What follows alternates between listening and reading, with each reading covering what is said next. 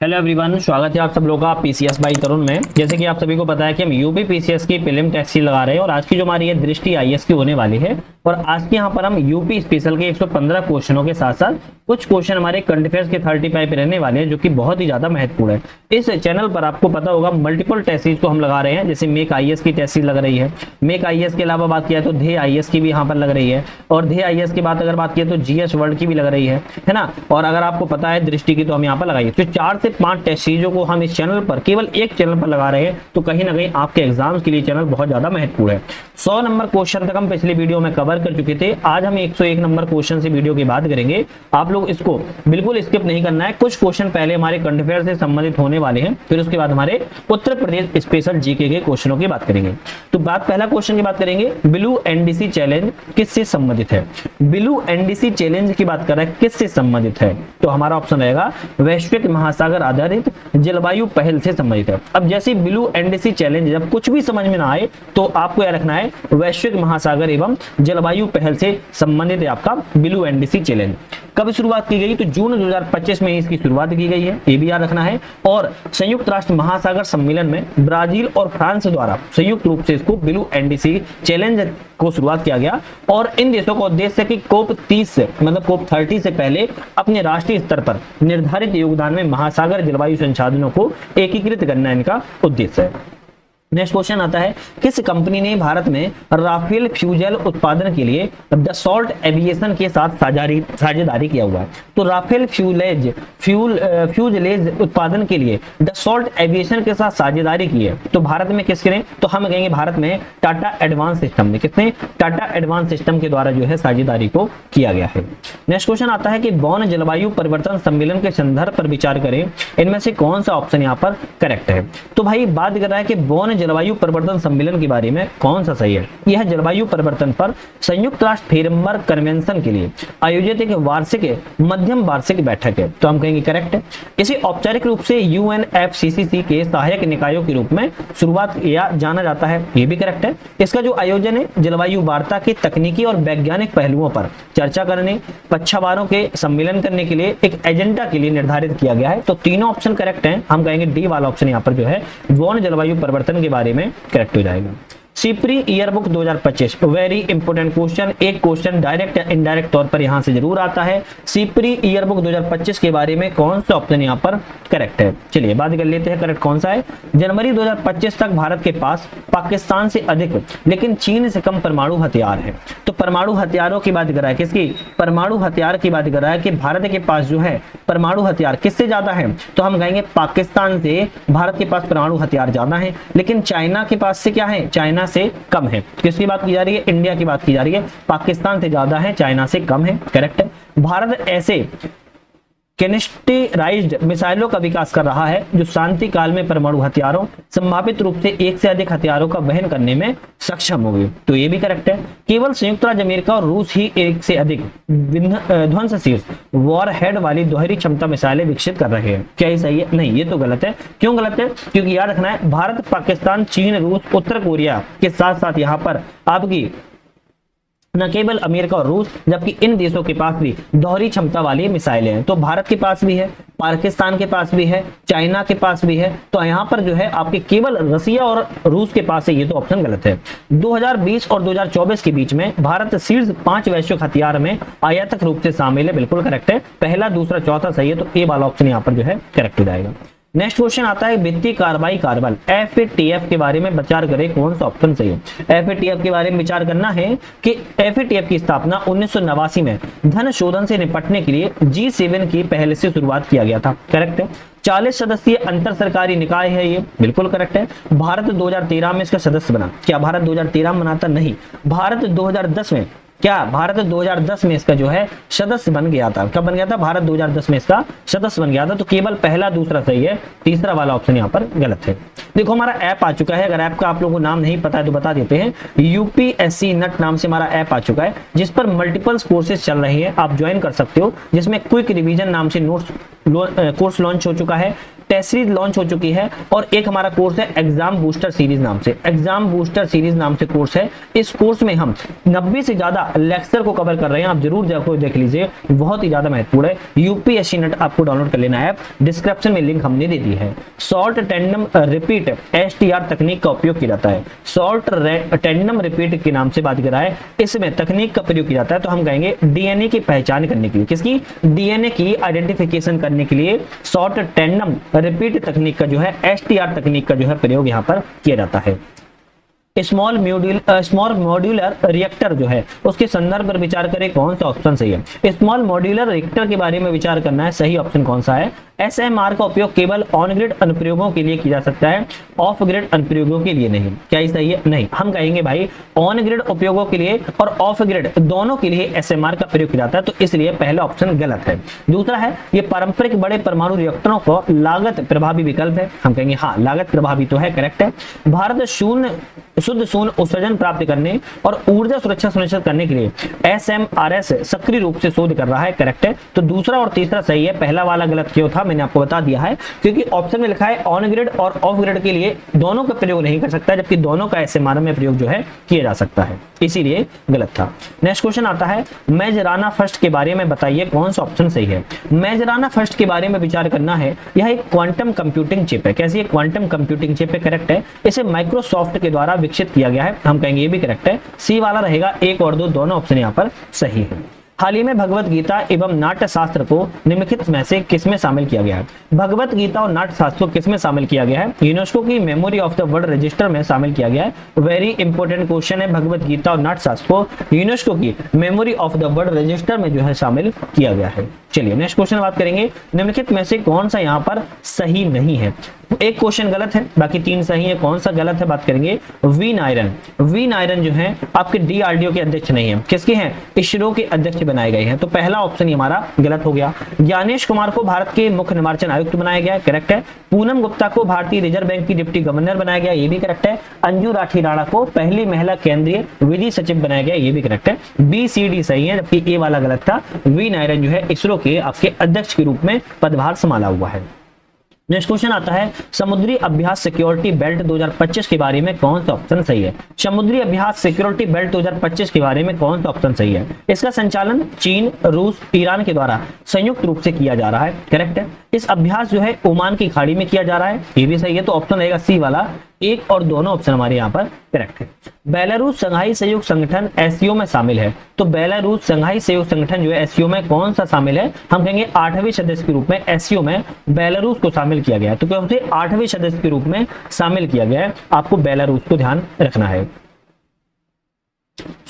Belarus को 10वें सदस्य के रूप में शामिल किया गया है। बेलारूस को 10वें सदस्य के रूप में शामिल किया गया है, माफी चाहता हूं।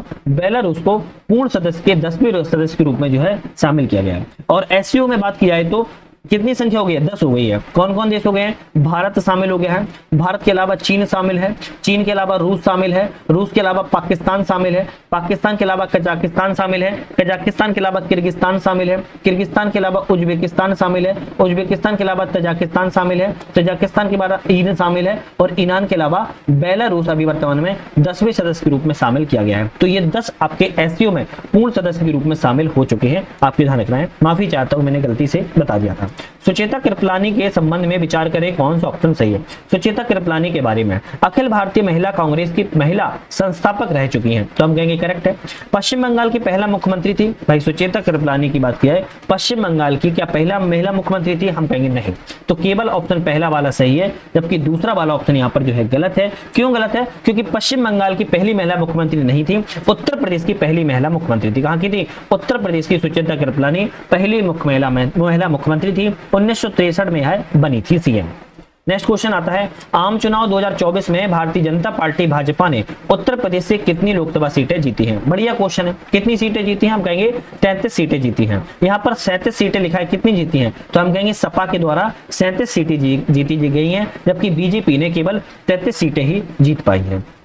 ध्यान रखिएगा। आम चुनाव 2024 में फैजाबाद लोकसभा सीट से किसने जीती है, तो 2024 में जो फैजाबाद लोकसभा सीट है किसने जीता है, अवधेश प्रसाद जो है सपा सपा से अभिषेक प्रसाद ने फैजाबाद से लोकसभा सीट को जीता हुआ है। आपको ध्यान रखना है, समाजवादी पार्टी की बात की जा रही है। उत्तर प्रदेश के वर्तमान राज्यपाल कौन है? गवर्नर की बात की जाए आनंदीबेन पटेल है, काफी लंबे समय से हैं, 2019 से बनी हुई है। उत्तर प्रदेश की 20वीं राज्यपाल के रूप में इनको जाना जाता है, 20वीं राज्यपाल हैं। गुजरात की प्रथम महिला मुख्यमंत्री थी आनंदीबेन पटेल, वर्तमान में उत्तर प्रदेश की है। कौन है? आपके गवर्नर हैं।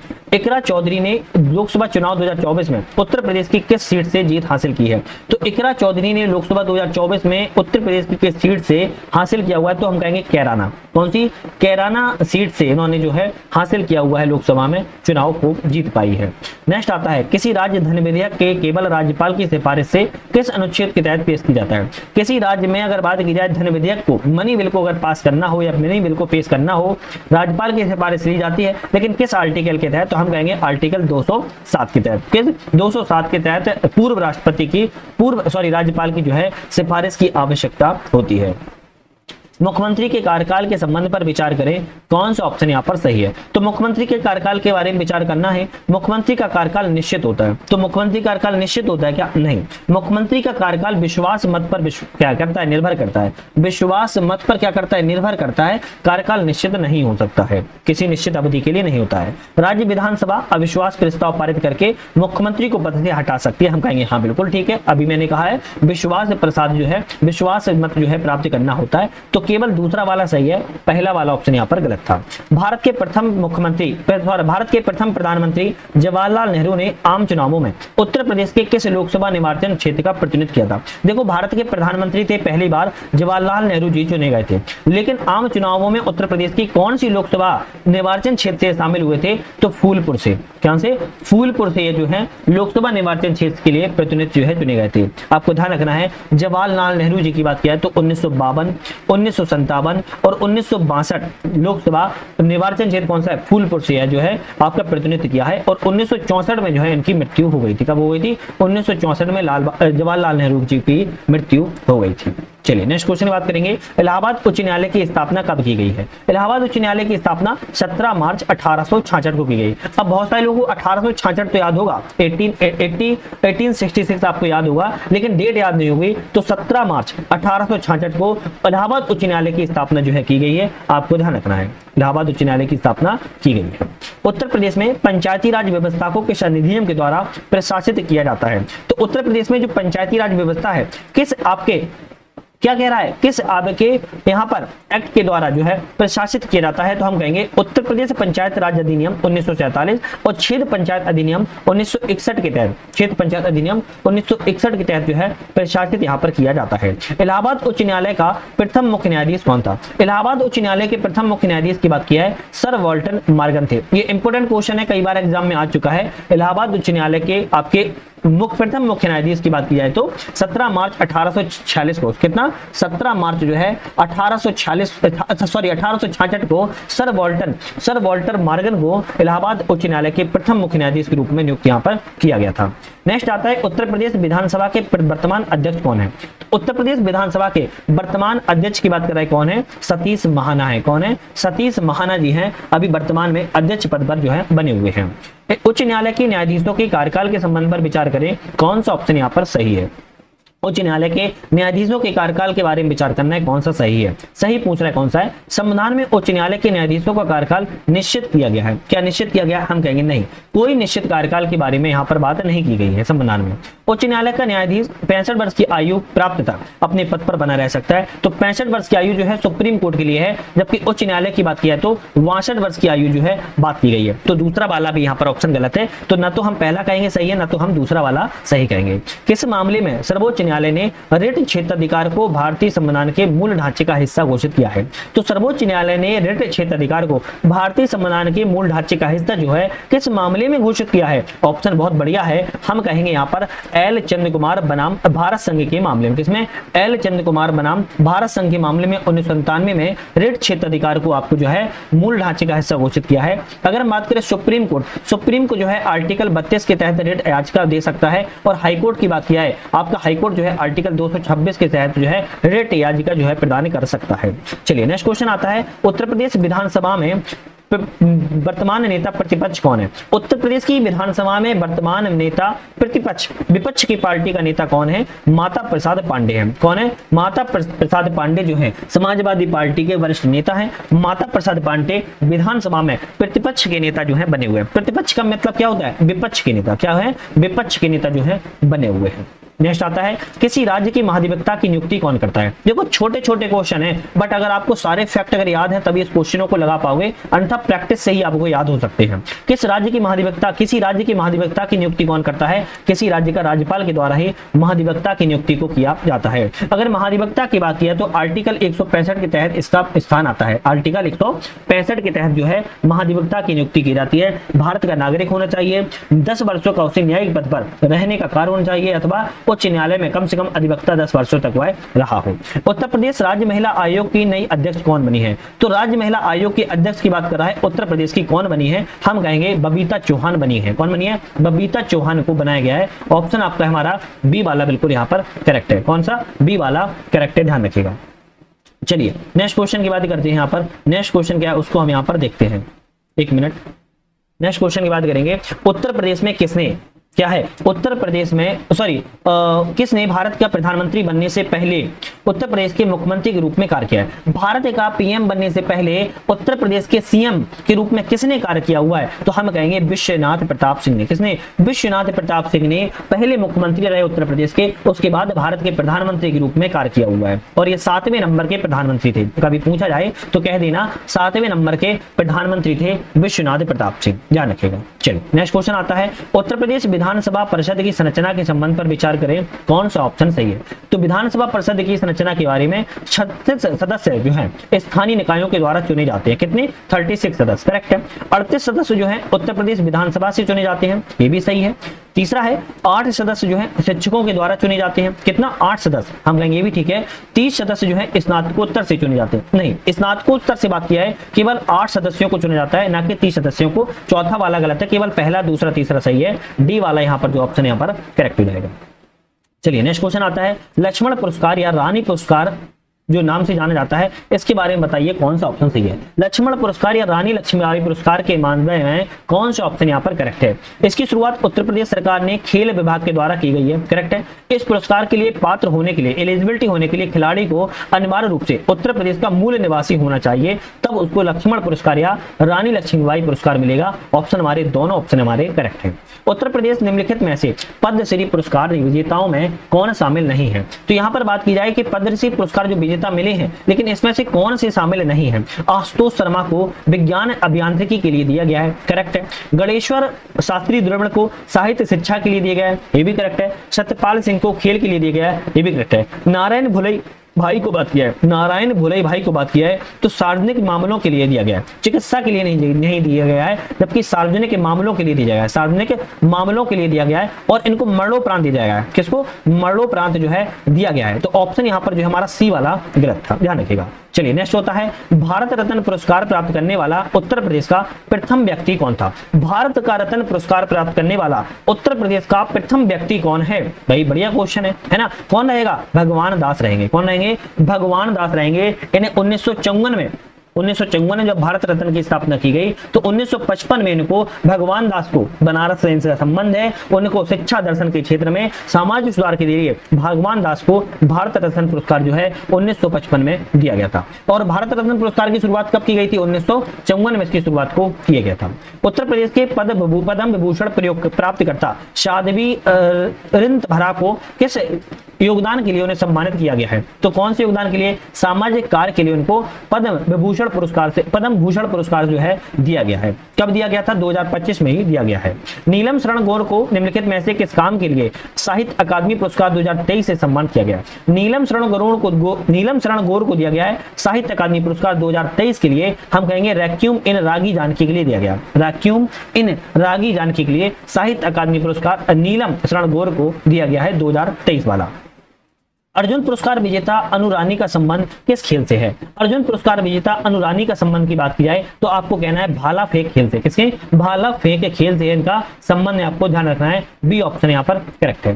नेक्स्ट क्वेश्चन की बात करेंगे। प्रीति पाल कौन है? प्रीति पाल जो पैरालंपिक में 2 पदक जीतने वाली पहली भारतीय महिला ट्रैक एंड फील्ड एथलीट बनी है। किस स्पर्धा में इन श्रेणी में कांस्य पदक जो है दिया गया है? तो किस प्रतिस्पर्धा में दिया गया है? बढ़िया क्वेश्चन है ना, क्या है? बढ़िया क्वेश्चन है। तो हम कहेंगे कौन सी प्रतिस्पर्धा है?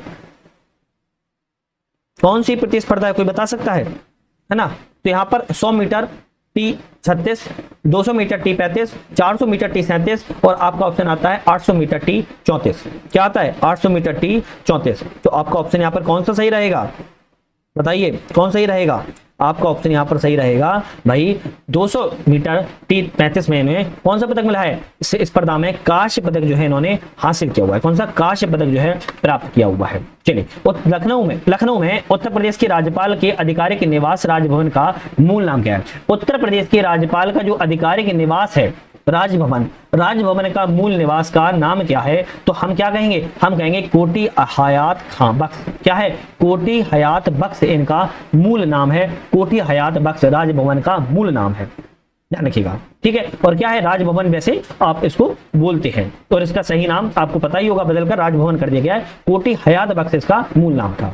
भारतीय हॉकी खिलाड़ी जफर इकबाल किस ओलंपिक खेल में स्वर्ण पदक विजेता रहे हैं? तो भारतीय हॉकी खिलाड़ी जफर इकबाल हैं, किस ओलंपिक खेल में ने स्वर्ण पदक जो है मिला हुआ है? तो 1980 में मास्को ओलंपिक में ने दिया गया है।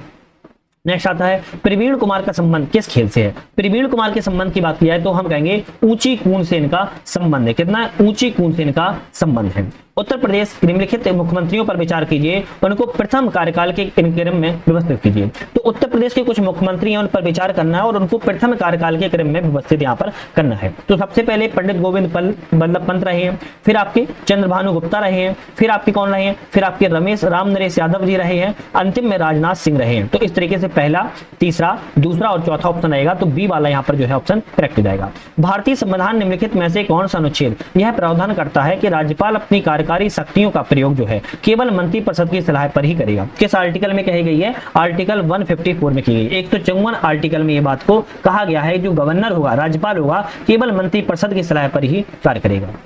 नेक्स्ट क्वेश्चन आता है निम्नलिखित कथनों पर विचार करें, कौन सा ऑप्शन यहाँ पर सही है? विचार करें। संविधान के अनुच्छेद 164(1) के तहत मुख्यमंत्री की नियुक्ति जो है राज्यपाल के द्वारा की जाती है। करेक्ट है। किसी राज्यपाल में मुख्यमंत्री सहित मंत्रियों की संख्या 12 से कम नहीं होनी चाहिए। हम कहेंगे बिल्कुल ठीक है। ऑप्शन सी वाले रहेंगे, दोनों ऑप्शन यहाँ पर करेक्ट है। सूची 1, सूची 2 है, अनुच्छेद और विवरण है। किस आर्टिकल का संबंध किस आर्टिकल से है? बात करें अनुच्छेद 199 बात कहता है धन विधेयक की परिभाषा के बारे में। कैसे? धन विधेयक की परिभाषा के बारे में। अनुच्छेद 200 कहता है राज्यपाल को विधेयकों के मामले में स्वीकृति देने के बारे में। अनुच्छेद 201 कहता है राष्ट्रपति के विचार के लिए आरक्षित रख सकते हैं विधेयक को राज्यपाल। और अनुच्छेद 202 कहता है वार्षिक वित्तीय विवरण के बारे में। ए ऑप्शन जो है यहाँ पर जो है करेक्ट हो जाएगा।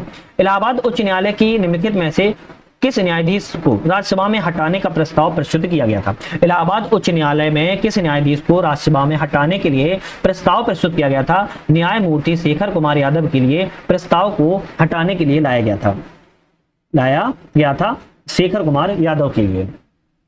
उपराष्ट्रपति द्वारा निम्नलिखित में से किस राष्ट्रवादी नेता की 138वीं जयंती मनाई गई है? एक राष्ट्रवादी नेता है जिनकी 138वीं जयंती मनाई गई है और उपराष्ट्रपति के द्वारा। तो कौन सी मनाई गई है? हम कहेंगे राजा महेंद्र प्रताप की। किसकी? राजा महेंद्र प्रताप की 138वीं जयंती को मनाया गया है और भारत के अभी उपराष्ट्रपति ने ही मनाया था। नवंबर 2024 में डिजिटल इंडिया राज्य परामर्श कार्यशाला किस जिले में आयोजित की गई है? तो हम कहेंगे लखनऊ जिले में जो है परामर्श के लिए कार्यशाला का आयोजन किया गया था। खिलाड़ी है और खेल है, इनका किस खिलाड़ी के संबंध किस खेल से है? जैसे अभिनय श्याम गुप्ता की बात की है, अभिनय श्याम गुप्ता की बात किया तो बैडमिंटन से इनका संबंध है। आशीष कुमार की बात किया, आशीष कुमार का संबंध जिम्नास्टिक से है। अन्नू राज सिंह की बात किया है, अन्नू राज सिंह का संबंध शूटिंग से है। और गौश मोहम्मद की बात किया तो टेनिस से इनका संबंध है। बी ऑप्शन जो है यहाँ पर आपका बिल्कुल करेक्ट हो जाएगा। नेक्स्ट क्वेश्चन और अंतिम क्वेश्चन है इस टेस्ट का, भारत का कौन सा राज्य भारत अमेरिकी साझेदारी के तहत अपनी पहली सेमीकंडक्टर विनिर्माण इकाई स्थापित कर रहा है? तो सेमीकंडक्टर के लिए मैन्युफैक्चरिंग इकाई जो है, यूनिट जो है, भारत अमेरिका के बीच में साझेदारी की गई है, उत्तर प्रदेश में जो है स्थापित की जा रही है। तो भारत और उत्तर प्रदेश के बीच में समझौता हुआ, सेमीकंडक्टर इकाई का जो है निर्माण किया जा रहा है। तो आज हमने बेशक यहाँ पर देखो 50 क्वेश्चन लगाए हैं, लेकिन ध्यान रखना है हमने पूरे टेस्ट सीरीज के 150 क्वेश्चनों को कवर किया है, जिसमें हमारे यूपी स्पेशल के 115 क्वेश्चन थे, करंट अफेयर्स के 35 क्वेश्चन थे। लेकिन इस आज की टेस्ट सीरीज में हमारे करंट अफेयर्स के क्वेश्चन ज्यादा हो चुके हैं कवर। बाकी की 2 टेस्ट सीरीज जो हमने पिछली वीडियो बनाई थी 50-50 क्वेश्चन की, उसमें आपको यूपी जीके से ज्यादा क्वेश्चन रहे थे। साथ में आप लोग नए थे चैनल पर तो सब्सक्राइब, लाइक, शेयर करके बेल आइकन प्रेस कर लेना है। साथ में हमारा ऐप आ चुका है यूपीएससी नेट, उसको भी आप लोग डाउनलोड करके मल्टीपल कोर्सेज चल रहे हैं उनको भी ज्वाइन कर सकते हो। तो आज के लिए धन्यवाद।